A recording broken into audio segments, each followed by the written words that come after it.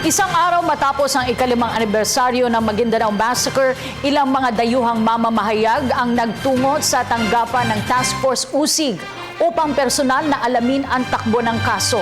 Si Alvin Baltazar sa detalye. Sumugod ang ilang foreign journalists sa tanggapan ng PNP Task Force Usig sa Campo Crame at dito'y kinamusta ang usad ng kaso sa 5 taunang malagim na Maguindanao Massacre. Ayon kay Superintendent Henry Libay, Chief ng PNP Task Force Usig, tumagal ng 2 oras ang kanilang pakikipagpulong sa mga dayuhang mamamahayag kung saan binigyan nila ito ng update tungkol sa development ng kaso.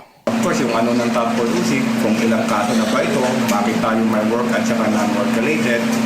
At saka yan, yung about dyan sa pag-manhunt operation. And then of course, yung status of the Maguindanao. Yan ang mga, usually dyan, umikot yung mga questions nila kanina. Sa 195 akusado ng Maguindanao Massacre, 118 ang kabuoang nahuli samantalang 77 ang patuloy na pinag-ahanap ng mga otoridad.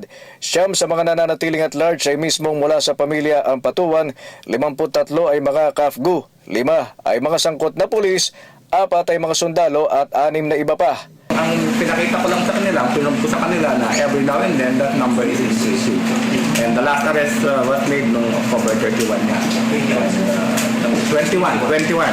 And then ngayon is barely a month after. No? Aminado naman si Libay na hindi ganong kadali na ma-i-account ang natitira pang mga suspect dahil na rin sa iba't ibang mga rason. Ilan na dito ayon sa opisyal ay ang problema sa resources at kawalan ng pamilyar sa terrain habang ang iba ay hindi naman nila inaalis na posibleng nakapusilit na ng bansa. Para sa Telebisyon ng Bayan, Alvin Baltazar.